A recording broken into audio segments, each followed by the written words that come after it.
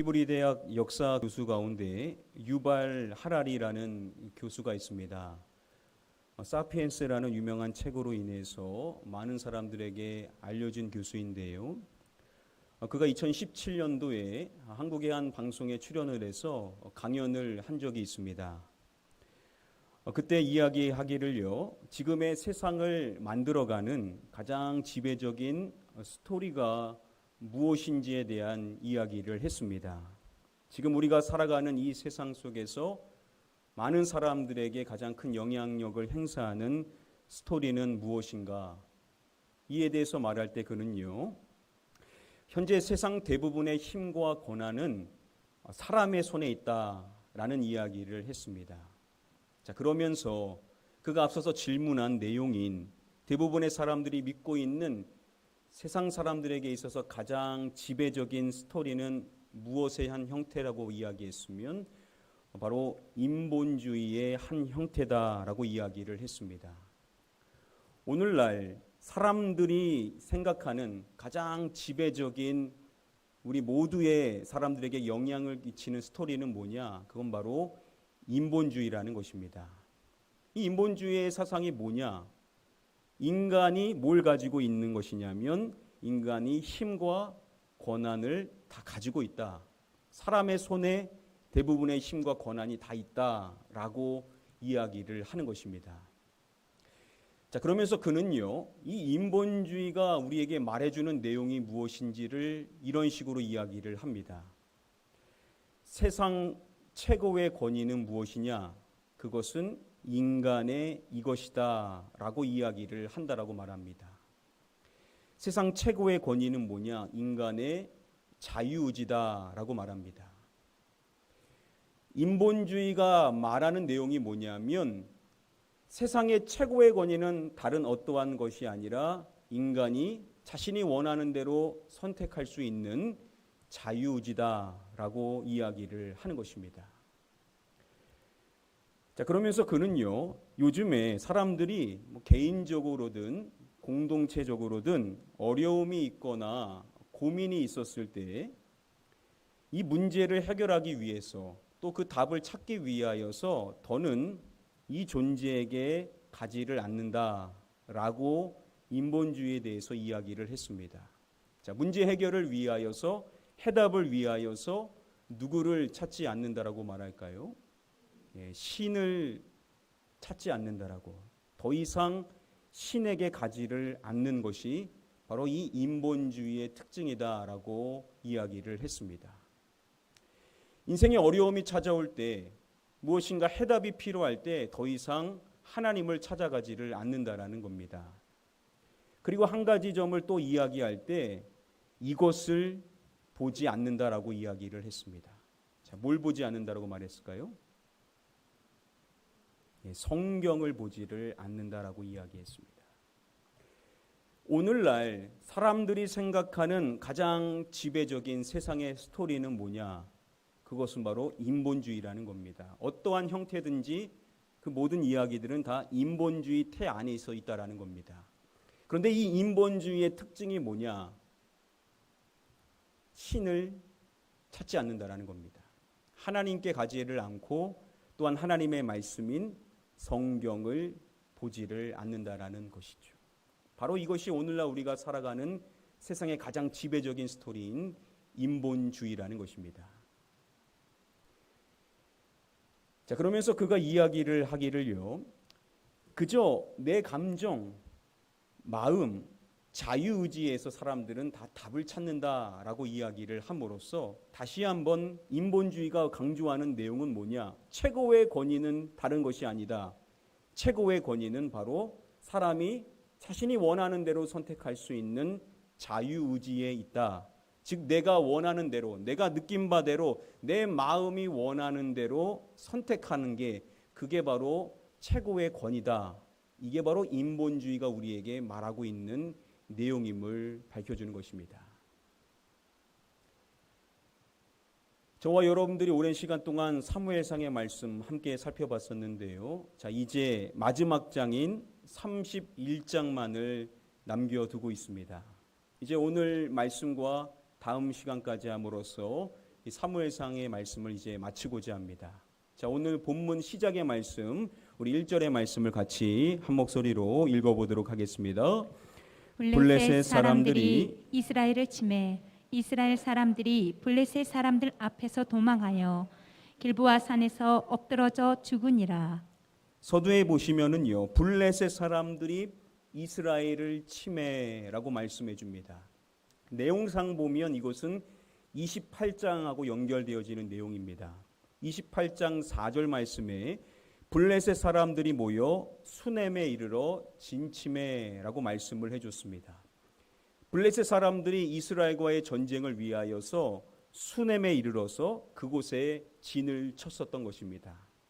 자, 그리고 사울은요, 온 이스라엘을 모아가지고 길보아에 진을 쳤었습니다.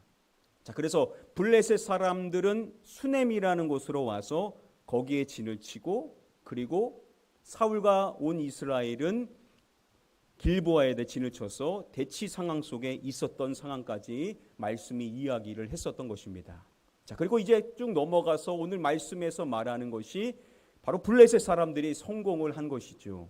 블레셋 사람이 이스라엘을 공격하게 되었었던 것입니다. 자, 그 전쟁의 결과가 어떻게 되냐? 이어지는 말씀을 보시면은 이스라엘 사람들이 블레셋 사람들 앞에서 도망하여라고 말씀해 줍니다. 막 치열한 전쟁이 이루어지게 된 것이 아니라 성경이 간단하게 말하는 내용이 이스라엘 사람들이 블레셋 사람 앞에서 다 도망을 쳤었던 것입니다. 얼마나 큰 패배를 했는지를 단적으로 알려주는 내용이시죠. 자, 그리고 결론의 내용이 1절 말씀의 마지막 내용이 뭐냐? 이 내용입니다. 길보아 산에서 엎드려져 죽으니라. 이스라엘 사람들이요, 누구 하나 할 것 없이 다 길보아 산에서 죽음을 맞이하게 되었다라는 겁니다. 자, 성경의 이야기에서 이 전쟁의 결과를 이렇게 허무하게 이야기하는 내용이 있을까 할 만큼 이스라엘이 블레셋과의 전쟁에서 처참한 패배를 당하게 되었던 것이고, 그냥 도망가게 된 것이 아니라 모두가 다 길보아 산에서 마지막 죽음을 맞이하게 되었었던 것입니다. 자, 그리고 성경은 이어지는 말씀에서 구체적으로 이들을 주목합니다. 블레셋 사람들이 누구와 그의 누구들을 추격하였음에 대해서 이야기합니다. 자, 이스라엘 사람들이 도망을 가게 되는데 이들 역시도 도망을 갔었던 것이죠. 첫 번째는 누구를 말하겠습니까? 사울을 말하고 또한 그의 아들들을 이야기합니다. 사울과 사울의 아들들 역시도 도망을 쳤었던 것이고 블레셋 사람들이 그들을 추격했었던 것입니다. 그 추격의 결과를 이야기하기를 사울의 아들들이 죽음을 또한 맞이했음을 이야기해 줍니다. 자, 우리는 보통 사울의 아들하면 누구만 생각하죠? 요나단을 첫 번째로 생각하는데 요나단만이 있었던 것이 아니라 또한 말씀은 말하기를 아비나답 그리고 또 한 명 더 말기수아를 이야기함으로써 그 전쟁에 참여했었던 사울의 세 아들 모두가 죽음을 맞이하게 되었음에 대하여서 말씀해 주는 것입니다. 여러분, 사울의 입장에서 얼마나 괴롭겠습니까? 자신의 귀한 세 아들 모두가 다 블레셋과의 전쟁에서 도망을 가다가 추격을 당해 죽음을 맞이한 것입니다. 그리고 이어지는 3절의 말씀을 보면 사울이 패전했음을 이야기하고 좀 더 상세하게 말하기를 활 쏘는 자가 따라잡으니라고 이야기를 함으로써 사울을 잡기 위하여서 활 쏘는 자가 따라갔었고 사울이 따라잡히게 된 것입니다.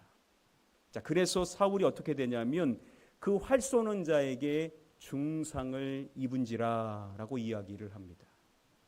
블레셋 군 가운데 활 쏘는 자가 사울을 따라잡았고 그에게 활을 쏘므로 인하여서 그 활에 맞은 사울이 중상을 입게 되었었던 것입니다.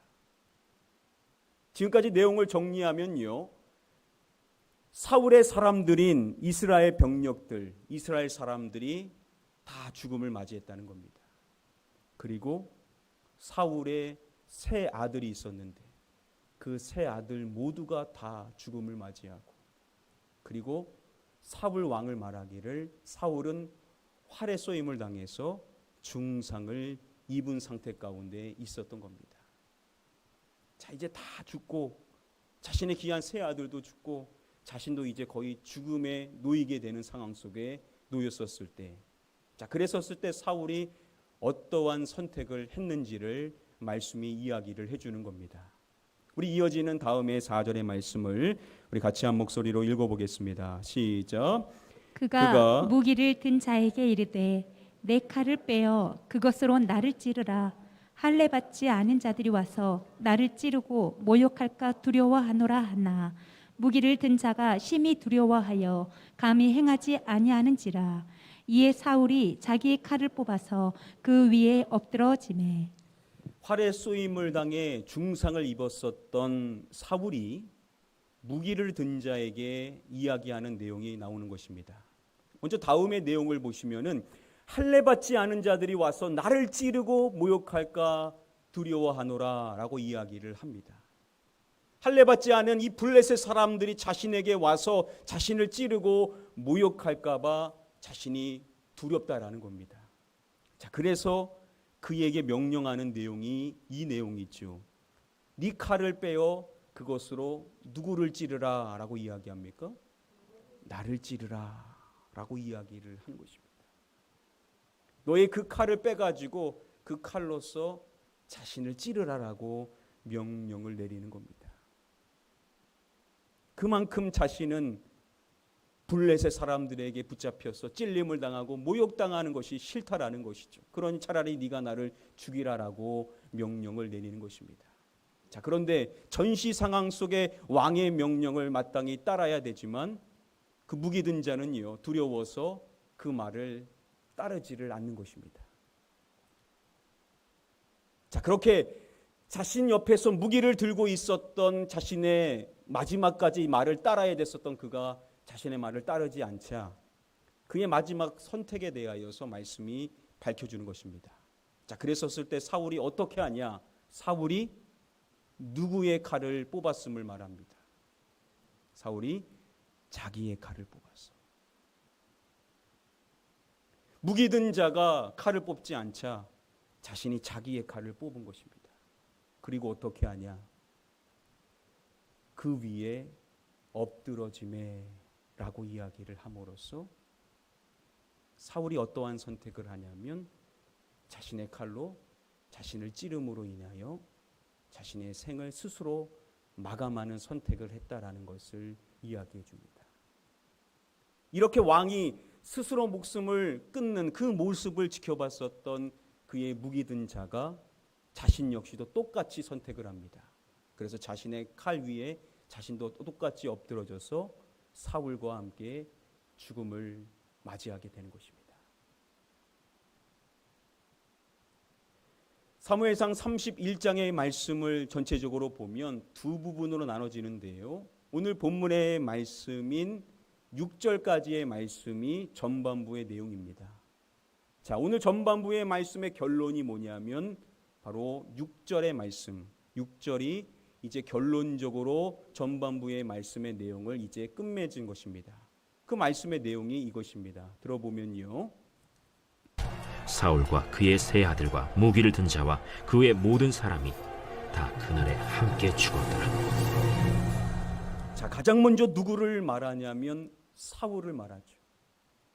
그리고 세 아들을 말하는데 누구의 세 아들입니까? 예, 사울, 그의 세 아들을 이야기합니다. 그리고 세 번째로 말하는 사람이 무기를 든 자인데 원어로 보거나 영어로 보면 그의, 즉 사울의 무기를 든 자라고 말합니다. 그래서 새 번역 성경을 보면 사울의 무기 담당 병사라고 번역을 합니다. 그리고 마지막으로 이야기하기를 그의 모든 사람, 즉 그곳에 있었던 이스라엘 모든 병력을 그의 모든 사람이라고 칭하는 것입니다. 자, 그리고 마지막으로 말하는 것이 그들 모두가 다 그날에 함께 무엇하였더라 라고 말하는 것이 오늘 말씀의 마지막 내용입니다. 다 그날에 함께 죽었더라 라고 말씀을 해주는 것입니다. 그들 모두가 다 그 한날에 함께 죽음을 맞이하게 되었었다라는 겁니다. 오늘 말씀이 강조하는 내용이 뭐냐? 다 그들 모두가 일제히 그날에 다 죽게 되었는데 누구냐? 첫 번째 누구요? 사울이고, 그리고 누구의 세 아들이요? 사울의 세 아들이고, 그리고 누구의 무기 든 자요? 사울의 무기 든 자고, 누구의 사람들이요? 사울의 사람들이라고 이야기를 하는 것입니다. 그들 모두가 다 마지막 최후를 맞이하게 되었는데 성경이 강조하는 것이 뭐냐? 다 누구의 사람들이냐? 바로 사울을 포함한 사울과 관련된 모든 사람들, 그의 아들들, 그의 무기 든 자, 그리고 그의 모든 사람들이 일제히 그날에 다 죽음을 맞이하게 되었다라고 이야기를 함으로써 사울의 그 왕국이 이제 완전한 멸망을 하게 되었음에 대하여서 성경이 강조를 하는 것입니다. 그러면서 성경이 강조하는 내용이 뭐냐? 이러한 절망적인 이 상황, 이 모든 상황의 원초가 누구냐? 바로 사울이라는 사람 때문이라는 것이죠. 사울과 그의 아들들, 요나단은 하나님을 잘 따르는 사람이었음에도 불구하고 사울의 아들이었었던 요나단마저 죽게 되고 그의 무기든 자와 그리고 그의 모든 사람들이 다 그날의 비참한 최후를 맞이하게 되었었던 이 모든 것들이 바로 이 사울이라는 사람으로 인하여서 비롯된 것이다라는 것을 강조하고 있다라는 것이죠. 얼마나 여러분 비참합니까? 여러분, 사울이라는 사람이 도대체 무슨 문제가 있었기에 성경이 이렇게도 그와 관련된 모든 사람들이 그로 인하여 결국 안타까운 죽음을 맞이할 수밖에 없었다라고 말하는 이유가 무엇이냐라는 것이죠. 도대체 성경이 뭘 우리에게 강조하기 위하여서 이 사울이라는 사람으로 인하여 그와 관련된 모든 사람이 죽을 수밖에 없었던 이 비참한 결과는 왜 비롯된 것인가? 과연 그의 어떠한 문제점 때문인가? 우리는 반드시 질문해 봐야만 할 것입니다.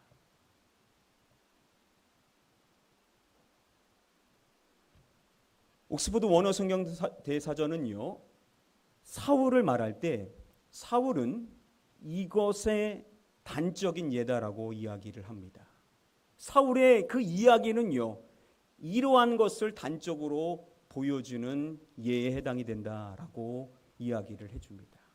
사울은 인본주의의 단적인 예다라고 설명을 합니다. 사울이라는 사람이 보여주고 있는 그 내용은 뭐냐? 인본주의로 인생을 살아가는 사람이 어떠한 삶인지를 성경이 단적으로 보여주다라는 겁니다. 여러분, 사울이라는 사람을 생각해 보면서 앞서서 서두에 살펴봤었던 인본주의를 생각해 보시기를 바랍니다. 인본주의는 우리에게 뭘 말한다라고 했냐? 최고의 권위는 뭐냐? 다른 어떠한 것이 아니라 인간의 자유의지라는 겁니다.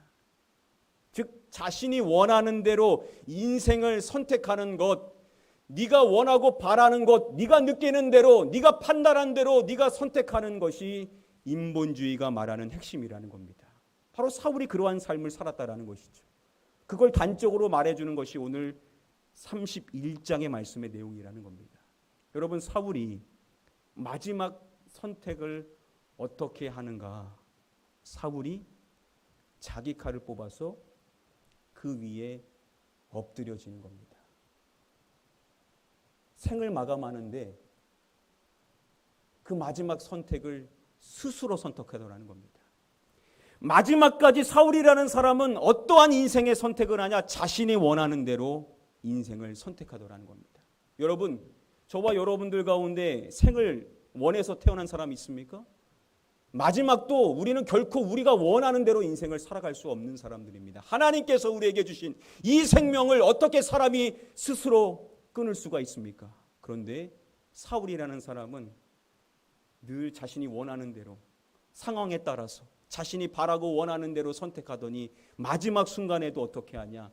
자기가 원하는 대로, 모욕당하기 싫어서 마지막 자신의 선택으로 생을 마감하더라는 겁니다. 바로 그가 인본주의자다라는 것을 단적으로 말해주고 있다는 것이죠. 여러분, 인본주의자는요, 누구에게 가지를 않는다라고 했었죠? 신에게 하나님께 가지를 않습니다. 사울이라는 사람이 하나님을 찾지 않는다라는 것을 단적으로 보여줬던 사건이 뭐냐? 그가 신접한 여인을 찾아가죠. 정말 그가 하나님을 찾는 사람이라면 어떻게 하나님이 가장 금하시는 신접한 여인을 찾아갈 수가 있겠습니까? 그는 하나님을 결코 찾는 인생이 아니었었던 것이죠. 하나님을 떠난 그는요, 자신이 원하고 바라는 것이 무엇이든지 간에 얻고자 자신이 원하는 선택에 따라 신접한 여인을 찾아가는 사람이었던 것입니다. 자, 그리고 여러분, 인본주의자는 무엇을 보지 않는다라고 했었죠? 성경을 보지를 않는다라고 했었죠. 사무엘 선지자가 사울의 문제가 무엇인지를, 왜 하나님께서 당신을 버릴 수밖에 없는지를 이야기할 때 다음과 같이 이야기를 했음을 우리는 주목해야 됩니다. 우리 같이 한번 말씀을 한 목소리로 읽어보겠습니다. 시작. 이는 거역하는 것은 점치는 죄와 같고 완고한 것은 사신 우상에게 절하는 죄와 같음이라. 왕이 여호와의 말씀을 버렸으므로 여호와께서도 왕을 버려 왕이 되지 못하게 하셨나이다 하니. 왕의 문제가 뭐냐? 왕이 여호와의 무엇을 버렸다고요? 여호와의 말씀을 버렸으므로. 사울이 무엇을 버렸냐면 하나님의 말씀을 버렸다라는 것입니다. 오늘 성경은요, 사울이라는 사람을 통해서 인본주의자가 얼마나 비참한 말로를 맞이할 수밖에 없는지, 그리고 그로 인하여서 그의 공동체가 얼마나 큰 피해를 볼 수밖에 없는지를 단적으로 보여주더라는 겁니다. 그런데 그 두 가지 특징이 뭐냐? 여호와 하나님을 찾지 않고, 또한 여호와의 그 말씀, 여호와 하나님의 말씀을 버리는 인생의 특징이 있더라는 겁니다. 여러분, 그러나 이 사울이라는 사람을 우리가 처음 생각해 보았을 때, 사울이라는 사람이 처음부터 인본주의자였는가? 처음부터 여호와 하나님을 떠난 인생이었고 여호와 하나님의 말씀을 저버리는 인생이었는가? 그렇지를 않죠. 여러분, 사울을 택하신 분이 누구셨습니까? 하나님께서 그를 택하셨습니다. 그는 철저히 신본주의자였던 것이죠. 하나님 중심의 삶을 살고 겸손하게 하나님의 말씀을 따라 인생을 사는 사람이 사울이었기 때문에 하나님께서 그를 택하셨고 그를 왕으로 세워주셨던 것인데, 그렇게 하나님 중심의 삶을 사는 신본주의자라고 말할 수 있었던 그가 어떻게 되냐? 인본주의자가 되었고, 그 인본주의자가 맞이하게 되는 최후의 삶이 어떠한지를 31장의 말씀이 우리에게 이야기를 해주더라는 것입니다. 사울이라는 사람을 통해서 우리는 분명한 반면교사를 삼아야만 하는 것입니다. 시작이 신앙이고 하나님 중심의 삶을 샀다라고 해서 모든 사람들이 다 그 중심대로 하나님 중심의 삶을 살고 말씀 따라 인생을 살면 얼마나 좋겠습니까? 그런데 여러분들도 현실을 보면 알지 않습니까? 한때는 정말로 우리보다 더 하나님 중심의 삶을 살고 말씀대로 순종하는 삶을 살았었던 신앙인들이 지금은 하나님을 떠나서 완벽히 인본주의자로 삶을 살아가고 있는 사람들이 여러분들 주변에도 많지 않습니까? 어떻게 저분이 저렇게 될 수 있을까라는 의구심이 들 만큼 한때는 정말로 하나님으로 충만한 인생의 삶을 살고 겸손하게 늘 하나님의 뜻을 구하고 기도하는 사람들이었는데, 지금은 철저히 인본주의자로 인생을 살아가는 우리 주변들의 사람들을 우리가 보게 됩니다. 사울이라는 사람이 우리에게 말해주고 있는 반면교사에 우리가 늘 기억해야 될 사실이 뭐냐? 우리가 신앙으로 아무리 시작했다라고 해서 우리의 끝이 다 신앙으로 끝맺음을 맺을 수 있으면 좋겠지만 그렇지 않을 수가 있다라는 것이죠. 이제 말씀을 맺고자 합니다. 자, 여러분, 우리가 살아가는 이 세상은요, 가장 지배적인 스토리가 무엇이냐면 인본주의라는 겁니다. 여러분들이 학교에서 배우는 내용들, 여러분들 직장에서 말하는 내용들, 여러분들 주변에 있는 사람들, 심지어 교회 안에 있는 사람들조차도 그 말하는 내용을 보면요, 인본주의 냄새가 납니다. 그만큼 우리는 인본주의에 빠져서 인생을 사는 겁니다. 계몽주의 이후부터 모든 사람들이 가지고 있는 사상 안에 다 가지고 있는 것이 뭐냐? 인본주의입니다. 내가 주인이고 내가 선택하는 게 맞고 내가 느끼는 감정이 최고의 권위고 내가 어떻게 선택하느냐, 그게 인생의 가장 중요한 거다라고 생각하는 것이 우리의 머릿속에 다 들어와 있습니다. 그러한 시대 속에서 우리가 신앙생활을 하는 것이 얼마나 어렵냐라는 것이죠. 두 가지를 기억하셔야 된다는 것입니다. 인본주의는 누구를 찾지 않느냐? 하나님을 찾지를 않는다는 것입니다. 그리고 뭘 보지 않는다라고요? 하나님의 말씀인 성경을 보지를 않는다는 겁니다. 두 가지만 기억하십시오. 하나님을 찾는다라는 것은 결국은 그분께 우리의 삶을 맡기고 기도하는 삶을 사는 것이고, 그리고 성경을 보는 것, 바로 그것이 하나님을 찾는 인생의 삶인데, 기도하지 않고 말씀 보지 않는다? 아무리 교회 생활한다 하더라도 그냥 종교 생활을 할 뿐인 것입니다. 우리가 교회는 얼마든지 나올 수 있지만 우리가 그분께 기도하는 삶을 살지 않고 하나님의 말씀을 보지 않는다, 그러면 우리도 얼마든지 인본주의의 인생의 삶을 살아갈 수가 있더라는 것입니다. 자, 우리는 이제 앞으로 인생을 살아갈 때 두 가지 선택의 길에서 인생을 반드시 선택해야만 하는 것입니다. 한 가지는 우리 모두의 인생의 삶의 가장 지배적인 스토리인 인본주의. 교회 안에도 얼마나 인본주의가 팽배합니까? 그리고 또 다른 한 가지는 신본주의라고 말할 수가 있겠죠. 인본주의는 네가 원하는 대로 선택하라는 겁니다. 네가 선택하는 게 맞고 네가 네 인생을 결정하는 거다. 네의 감정에 충실해라. 네가 무엇을 선택하는 것이든 그게 맞다. 이게 바로 인본주의, 세상 심리학이 말하고 있는 이야기 아닙니까? 오늘날 얼마나 많은 사람들이 이러한 이야기를 하는지 모릅니다. 심지어는 교회 안에 있는 사람들조차도, 심지어는 설교자조차도 인본주의적인 가르침을 줍니다. 당신이 원하는 것이 그게 인생의 해답입니다. 고민하지 마십시오. 당신이 느끼는 대로 선택하면 하나님은 당신의 편이 되실 것입니다. 천만의 말씀이에요. 그게 오늘날 우리 한국교회의 현실 아닙니까?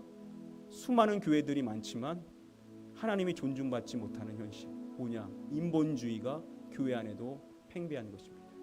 우리는 신본주의인데, 신본주의는 우리가 원하는 대로 인생을 선택하는 것이 아니라 하나님이 원하시는 것, 다시 말하면 하나님의 말씀대로 선택하는 인생의 삶을 살아가야만 한다는 겁니다. 저와 여러분들은 무엇을 선택하겠습니까? 여러분들이 오늘 이 시간을 지나 여러분들의 가정에 돌아가고 또 여러분들의 일자리로 돌아가고 또 여러분들의 가정으로 돌아가면 계속 선택해야 되는 겁니다. 인본주의냐 신본주의냐. 여러분들의 인생을 생각하면 얼마나 어려울지 저도 여러분들을 위한 기도가 끊임없이 나올 수밖에 없습니다. 왜냐? 세상은 다 인본주의 이야기를 하는 것입니다. 우리의 사랑하는 가족조차도 인본주의에 빠져 인생을 살아가고 있기 때문에 그 안에서 우리가 하나님 중심의 하나님의 말씀을 택하고 선택한다는 것이 얼마나 어려운 일인지요. 신앙생활 잘한다는 것이 너무나 쉽지가 않습니다. 그러나 명확한 결론은 뭐냐? 사울의 이야기를 통해서 우리에게 말하는 겁니다. 우리가 아무리 신본주의를 시작했어도 하나님께 진정으로 기도하지 않고 그 말씀을 잊지 않고 그 말씀을 버린다면 우리는 인본주의의 삶의 결론을 맺을 수밖에 없고, 아무리 인생이 어렵더라도 세상 모든 사람들이 다 인본주의를 말하며 신이 중요한 게 아니다, 하나님이 중요한 게 아니다, 신앙이 중요한 게 아니다, 말씀이 중요한 거 아니다, 현실을 봐라, 너의 현실이 얼마나 어려운지 그 안에서 네가 최선만 선택하면 된다 라고 말한다 하더라도 그건 당신 이야기고요. 죄송합니다. 당신 나를 위한다 하더라도 당신의 그 이야기는 결코 저의 기준이 될 수 없습니다.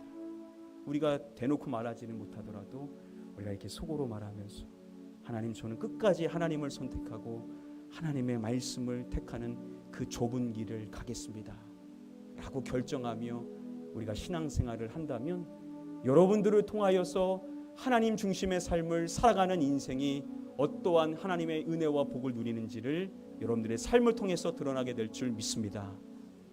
저와 여러분들 모두가 어려운 인생입니다. 결코 쉽지 않지만 그러나 우리가 세상 사람들처럼 또는 일부의 믿는 사람들처럼 인본주의의 길을 걸어가는 것이 아니라 신본주의, 하나님이 기준이 되고 하나님의 말씀이 기준이 되는 인생을 늘 선택하고 걸어가실 수 있게 되기를 마지막으로 주님의 이름을 간절히 축복하며 축원드립니다.